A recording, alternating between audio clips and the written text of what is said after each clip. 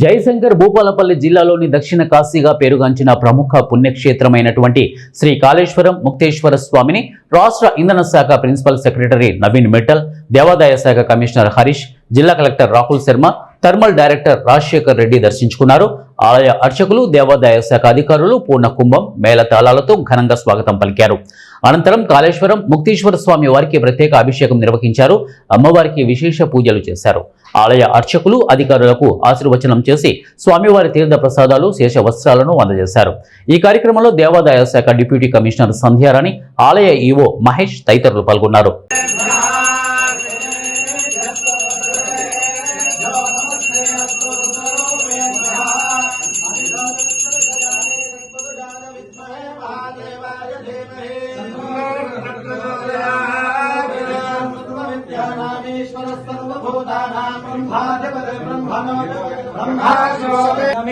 पूजा